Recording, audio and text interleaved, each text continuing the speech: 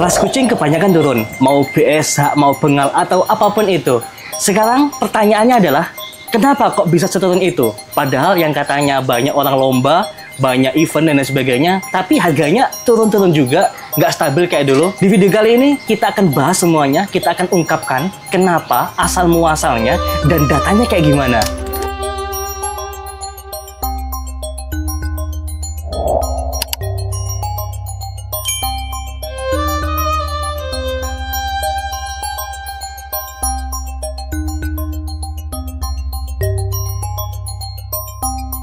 Saya sama Mas Tatang nih, yang biasa terjun di dunia perkucingan. Mas, ya. Menurut sampean gimana sih Mas, harga kucing sekarang yang oke lah kita persempit di BSH sama bengal, ya kan, lagi turun. Menurut sampean kenapa nih? Ya pertama ya populasi ya. Ya. Populasinya terlalu banyak, kontrol, nggak dikontrol. Karena orang memang orientasinya uang. Yang kedua semakin banyak, ilmunya orang adopsi tujuannya itu cuma biar FOMO kayak yang lain. Oh peternak situ kok dapat untung banyak ya, dapat uang kayak gitu toh. Orang akhirnya beli, kok ini menghasilkan gitu loh. Orang akhirnya beli, nggak punya ilmu, nggak ini, pokoknya asal breeding, yaitu overpopulasi. Orang minimnya literasi, orang nggak mau belajar, yang penting ternak. Oke. Berhasil gitu. Pertanyaannya sekarang, ketika kita mau breeding kucing, tujuan utamanya kan memang untuk breeding, untuk memperbanyak, akhirnya untuk menjual. Tujuan utamanya kan kebanyakan itu, Mas.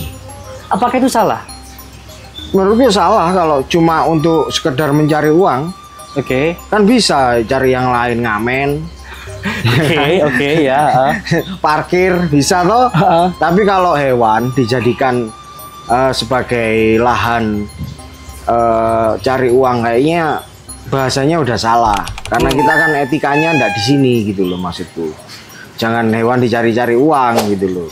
Tapi kan breeding itu kan seni gitu loh. Ya. Seneng mencari standar breed yang bagus, yang bengal biasa itu kayak apa gitu kan, belajar dulu, dibawa lomba bener ndak gitu. Nanti akhirnya menghasilkan gitu loh. Bukannya aku ternak tak kawinkan, anakannya nanti laku gitu, yo akan selesai kalau gitu. Populasinya cepat banyak, orang nggak ada kontrol sama sekali di situ gitu loh. Kontrol. Sebenarnya Mas, ini ada sedikit ambigu nih.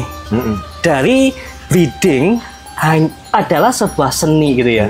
Artinya menciptakan model baru. Oh enggak.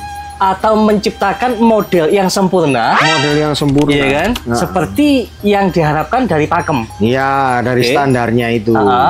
Tapi kalau kita terus-terusan seperti itu kan kebanyakan orang butuh duit nih untuk pakannya kerja, dan sebagainya. Kerja. Kalau butuh uang kerja aja dulu. Bukan di kucing ya? Bukan. Jadi kalau dengan metode seperti ini, sampai menyalahkan ya, jangan kerja di kucing gitu ya? Ya. Aku pengalaman dari teman-teman banyak yang di peternak-peternak ini, mereka yang sukses biasanya mereka udah punya penghasilan kuat. Oke. Punya modal yang kuat, mereka itu pinter, memang mau belajar, mau mencoba hasil breedingnya itu dibawa show gitu. Itu mereka biasanya yang sukses. Kadang-kadang kan gini Mas, antara beban dengan pengeluaran itu nggak imbang gitu. Makanya tadi populasi. Ya, betul. Makanya sebenarnya jarak kawin dan semuanya kan udah diatur. Ya. Gitu kan. Bagusnya di daerah Eropa sama di daerah tropis itu, bagusnya kalau di Eropa itu karena apa kucingnya populasinya itu jarang. Karena di sana itu punya 4 musim loh. Ya. Dan cuma 2 musim aja yang bisa kucing itu kawin. Jadi pemicunya kucing birahi itu kadang karena sinar matahari lah. Di daerah tropis itu matahari muncul sepanjang tahun. Ya kan? Nah itu kucing itu bisa birahi kapan aja. Nah orang kalau egonya tergoda, biasanya kalau uang memang menggoda banget. Ya apalagi dengan udah pernah menghasilkan banyak gitu, untung itu bahayanya kalau lepas kontrol. Jadi tiba-tiba tak kawinkan banyak gitu loh. Akhirnya overpopulasi, dilepas sembarangan. Kemudian di sana pun juga gitu, akhirnya tanpa edukasi, tanpa kontrol dari peternak kuat, dia juga sembarangan. Breedingnya juga asal gitu loh. Jadi kita sama saja membunuh diri kita sendiri gitu loh. Kalau sudah seperti ini terjadiannya Mas, apa yang harus dilakukan nih? Nggak bisa. Nggak bisa. Artinya untuk saat ini PSH, bengal itu udah hancur. Oh sudah nggak bisa itu. Udah nggak bisa diselamatkan lagi. Iya. Dari jumlah show aja, show kemana-mana bengal itu paling susah. Udah kalah. Kalau lawannya udah British Shorthair gitu udah kalah. Cuma beberapa orang yang idealis di breedingnya itu aja, mereka yang memang kontrol populasi, memang dia selektif breed banget gitu ya. Istilahnya dari bentuk ininya gitu, semuanya ditata semua. Bisa nggak sih orang yang minimal tadi itu bisa mengalahkan notabene semuanya yang sudah ke harga hancur sebagainya? Bisa. Jadi show itu penting. Jadi mereka yang sering show kucing yang memang kualitasnya bagus, mereka pasti dapat. Harganya nggak pernah bisa turun. Gitu. Nggak ada yang sampai overpopulasi tadi itu? Nggak.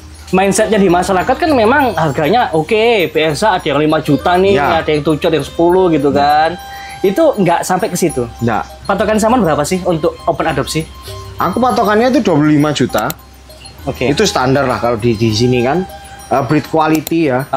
Kalau untuk show quality ya tergantung semau kita. Kita mau bilang 100 juta, kalau mau beli ya silakan beli. Kalau memang dia memang kualitasnya ini ya. Jangan jualan bilang ini show quality. Itu dibawa show kalah lah, itu brengsek. Jadi mending show quality itu menang di lomba dulu, baru ini show quality dibeli. Nah, itu baru bener.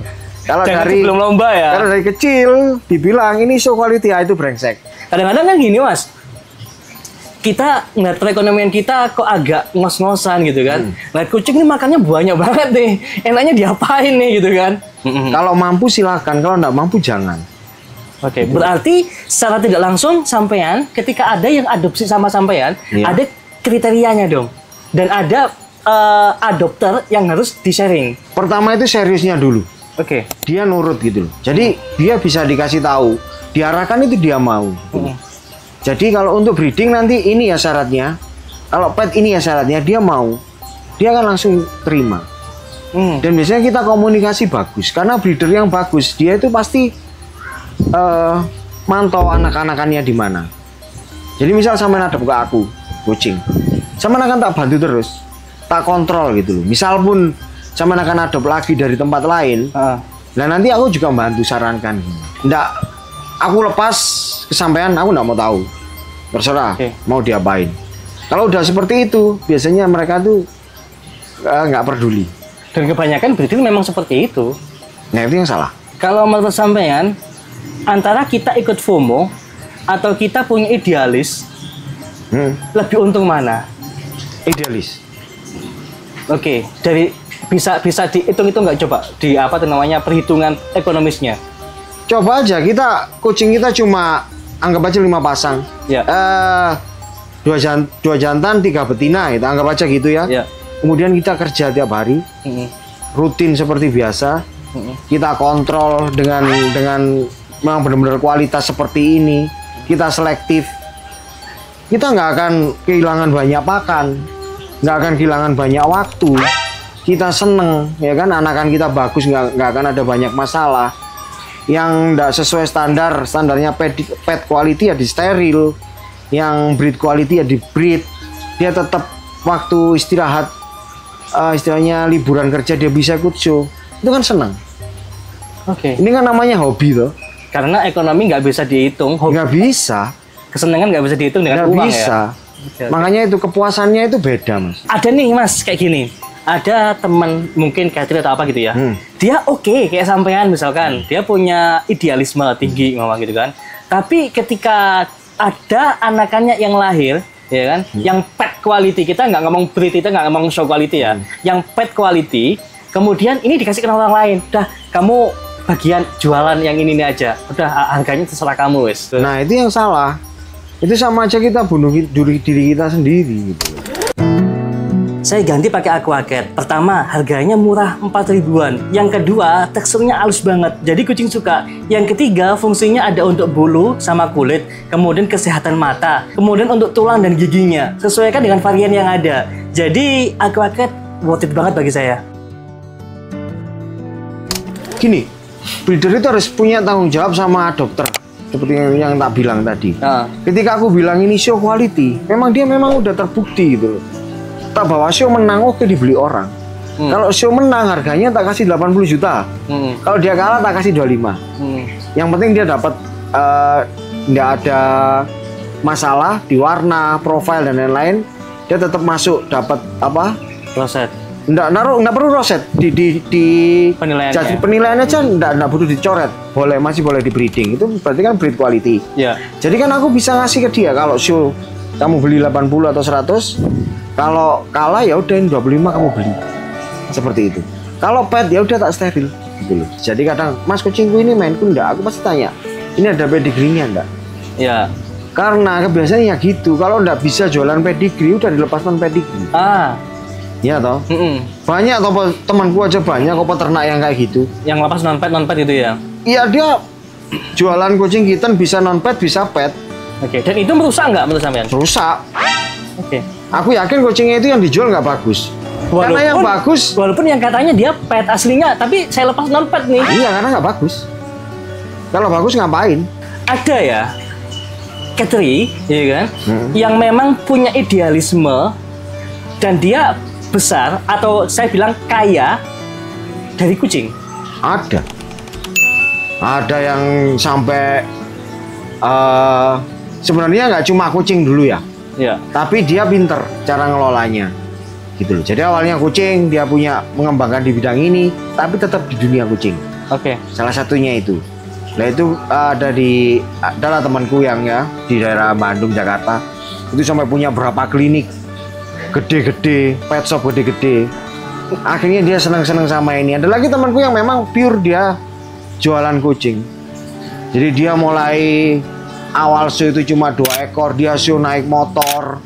Di show sampai akhirnya dia punya rumah gede sekarang kan banyak anak buahnya karena dia idealis. Karena idealismenya ya. Iya. Dia tahu apa yang diinginkan sama organisasi. Ngerti enggak? Jadi sampean harus tahu dulu aku mau kemana ini. Aku mau ke CFA, ke Vive, atau ke WCF atau ke Tikas. Semuanya itu punya standar beda. Dan ketika aku kayak temanku ini milih ke Vive, ke CFA dia nggak akan pernah menang. Ya, kenapa? Karena memang beda. Dia fokus di situ, dia show kemana-mana show, bawa anakannya ini gini. Yang menang, dia impor gitu nggak asal impor. Dia tahu kucing ini kelebihannya kayak apa. Dan di satu sisi ada orang yang cuma FOMO-FOMOan aja, 15 tahun kenal sama sampean, nggak jadi apa-apa. Tetap aja nggak bisa jadi apa-apa. Karena dia nggak ada idealisme. Nggak punya idealisme. Dan main kucing asal-asalan. Iya, pokoknya aku bisa hidup dari sini. Pokoknya kadang aku maklaran atau apa enggak apa-apa.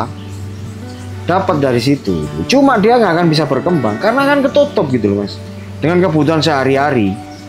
Apalagi dengan gengsinya dur yang harus makan enak, main kemana, kumpul dengan siapa. Itu kan biayanya kan berat. Ya. Nah kalau mengandalkan kucing kan kasihan kucing loh. Ya. Harus menutupi apa istilahnya ego kita dengan kepingin nunjukin apa kita ya toh. Yang bisa kita pakai motor biasa aja bisa enak, harus beli motor yang ini biar dilihat wow gitu.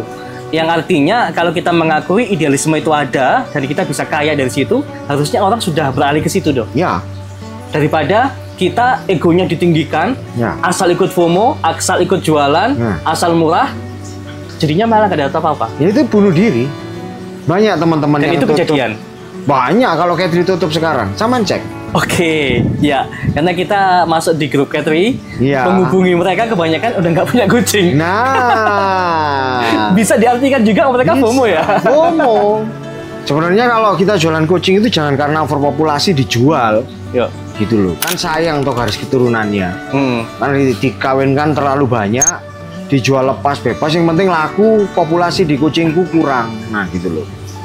Itu enggak bagus gitu loh. Kasihan nanti adopternya terutama ya sama kucingnya. Nanti kalau adopternya dia pengen niru jadi peternak, dia udah nggak bisa jual karena dia yang dibeli itu udah nggak bagus gitu loh. Udahlah, jadi diatur populasinya. Nanti kalau enggak ya udah dijual steril aja. Gitu. Karena jual steril untuk saat ini masih belum populer karena ya. Itu bukan barang yang bukan populer lagi, kayaknya dihindari karena memang harganya nggak bagus, mereka nggak bisa jualan gitu loh. Padahal banyak Mas. Dan kebiasaan di Indonesia ini kalau udah salah satunya kalau udah lainnya terlalu banyak, indukan dijual. Ya. Nah itu sebenarnya jangan. Kalau dia anggap aja kita dalam sistem bisnis ya, kita punya kucing, kita ternakan, banyak menghasilkan anakan, yuk kasih reward ke dia, di steril, dipelihara di rumah, disayang gitu. Jangan dijual, apalagi dilepas di jalan gitu kan banyak toh. Kucing-kucing ras yang bulunya bagus tiba-tiba hancur. Karena memang udah rusak, sakit atau apa dibuang di jalan kan seperti itu akhirnya. Sebetulnya kalau gitu antara bisnis dengan pecinta kucing itu sebetulnya nggak bisa disesuaikan ya? Sebenarnya ya sama aja, gini bisa aja, tapi kan makanya itu breeding itu kan harus punya etika.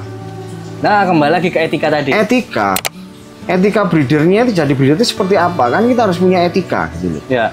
Jangan cuma ingin mendapatkan kucing aja tapi kesejahteraannya kurang gitu loh. Yang dalam artian 97% breeder di Indonesia nggak ada etikanya. Oh my God. Jadi makanya aku sebenarnya aku nggak apa-apa ya, tapi terserah orang. Cuma kalau aku ketika aku jadi breeder yang teregistrasi ya, maksudnya di organisasi, aku nggak akan pelihara kucing non pet. Kenapa? Bayangkan British Shorthair. Sampai Katri punya satu pasang, satu jantan, 2 betina. Belikan 2 betina yang non pet. Warnanya blue semua. Apa nggak bisa yang 2 non pet ini anakannya dipedigrikan ikut yang 2? Apa sampai tahu? Apa breeder tahu? Nah itu namanya etika. Itu namanya Katri nakal. Nah itu namanya etika. Makanya yang perlu itu etikanya, Mas. Tujuannya itu apa gitu? Kalau memang cari uang ya sudah, kerjalah. Seharusnya kalau memang kita sudah sepakat nih, etikanya kayak gini nih, aturannya kayak gini nih, kita pakai aturan yang ada, itu nggak akan merusak harga kok. Loh enggak, makanya itu etika itu dibuat, peraturan dari organisasi itu dibuat, dan banyak pelanggarnya di Asia ya. Indonesia terutama sudah.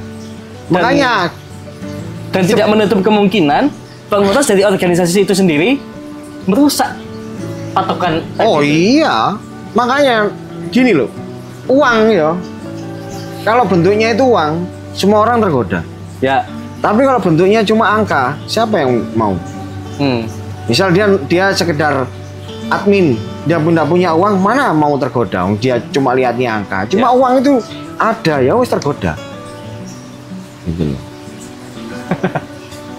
Jadi kembali ke kitanya, mau harga rusak atau enggak, tinggal kitanya mau kayak gimana nih. Kalau kita udah sepakat, kita sudah ngikuti aturan yang ada, harga nggak mungkin rusak. Yang rusak itu ya mereka-mereka yang nggak sesuai dengan etika yang ada. Itu kuncinya.